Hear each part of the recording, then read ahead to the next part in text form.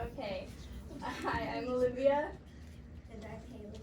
and we are going to try to convince you to come to London. Okay, so flights. You'll be leaving on July 6th and returning on July 13th. We chose those dates because that's the time that weather is best in London.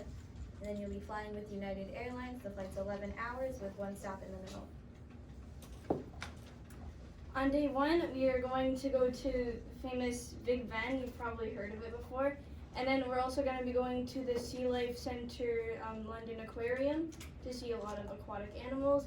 And on day two, we're going to be going to Namco Funscape, which has a bunch of things like bowling, bumper cars, ping pong, air hockey, laser maze, escape rooms, lots more. Okay, so on day 3, we recommend you start by checking out Hyde Park. Hyde Park is a really historical place because a lot of speeches, debates, and protests used to go on there. And some of them still do, as well as performances done by visiting performance artists. You could watch those, or you could go swimming or paddleboarding in the lake, as well as just take a walk around the park. And after that, you'll go take a ride on the London Eye. It's a very historical Ferris wheel, which was built to celebrate the millennium. And then on day 4, you'll visit the BFI, which is otherwise known as British Film Institute. It's pretty much a movie theater, but a lot of times there are film festivals going on there. And there's a lot of movies that you don't typically see here. And also the building looks really cool. On day 5, we're going to be visiting two very historic palaces. It's the Tower of London and Buckingham Palace. Royalty used to live here, so that's really cool. And I think they have tours and stuff like that. So yeah, and then on day 6, if you like shopping, you'll really like what we have planned for this day because we are going to be going to two of London's most popular shopping streets, like Oxford Street and Bond Street. And a lot of locals and tourists love going there. Okay, so we looked at restaurants based on their location to where your activities were, their price, and their quality. And we made some recommendations. On day 1, we recommend you visit Andy's. On day 2, we recommend you visit the Chinatown Gate, which is just a big place of a bunch of different places to eat. On day 3, we recommend you eat at Andina's. On day 4, we recommend you eat at Burger and Beyond. On day 5, we recommend you eat at Dishium. And on day 6, we recommend you eat at Wasabi Sushi and Bento. And we recommend that you stay at Ace Hotel. It is very close to all the activities we have planned for you. And they have great qualities like room service, flat screen TV, free Wi-Fi. They have hair and body products for you there. And it's just a really good ratings and stuff like that.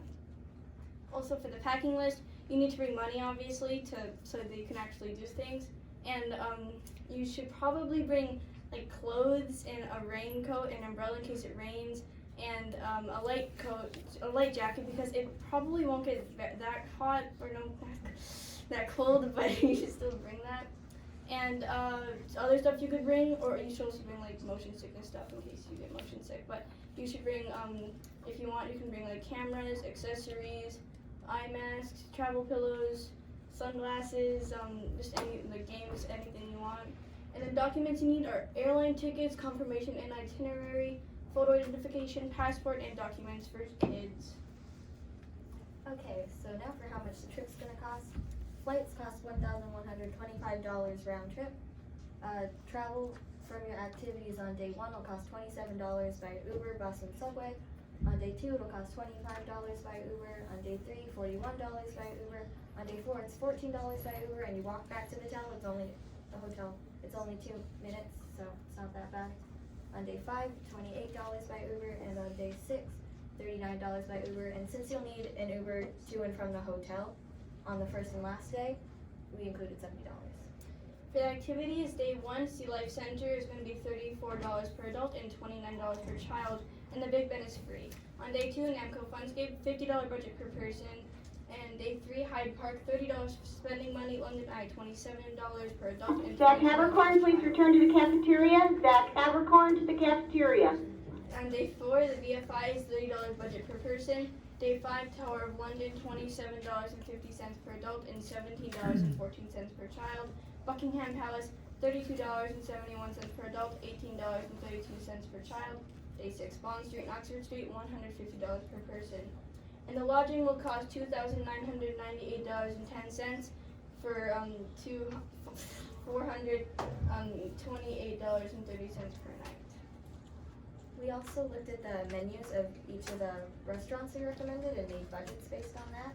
So for Andy's, it's a $40 budget per person, Chinatown Gate, $60 budget, Andina, $40 budget, Burger and Beyond, $35 budget, Nishiyun, $30 budget, Wasabi Sushi and Bento, $30 budget, for a total cost of $3,480.21 for adult, and $3,445.46 for child.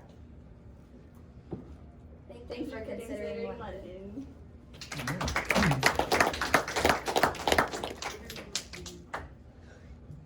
Are there any safety concerns when going to London? I know London has like a small history of like pickpocketing, but I don't think there's a huge crime rate there. Why should we pick your trip? We have a lot of like fun and historical activities planned because like London is a pretty historical place and you could learn a lot and it'll be a lot of fun. Why did you choose the activities that you did? Well, I really like history personally, so historical trips really fascinate me. So I also like to. It just looked like a lot of fun. Like cool. If you got tired of the city during your trip, is there any opportunity to go anywhere else to the countryside or? I guess you could if you wanted to. We didn't really like plan to go there or anything, but we could. You recommended certain restaurants. Like, why did you choose those restaurants for those days? Majorly for location, like they were pretty close to most of the activities that you'd be doing and to the hotel, so it wouldn't be too far of a drive. But also because of price. Zach Havercorn to the cafeteria. Zach Havercorn to the cafeteria now, please. And I think I missed it at the beginning, but your trip is targeted toward who? Oh, well, like people who like history and just it's good for families because they have fun things there and yeah. Okay. Are there any changes you could have made to make it less expensive? We could have planned the flights sooner for like times closer to like February, but then the weather wouldn't have been as nice. Also, we probably could have found slightly cheaper restaurants, but they wouldn't have been as high quality or probably in the best location. What was your biggest challenge when you were planning the trip? Probably the pricing because like a few times we had to like redo it because prices changed or something like that. We had to rechange. We messed up somewhere, so we had to change it again. Especially for the hotel, because the first time I looked it up, we didn't look up the prices for the right date, so then I had to change it a couple different times. But I would say the hardest part was actually like finding things to do close enough to the hotel, because a lot of things are really far away. Great, thank you.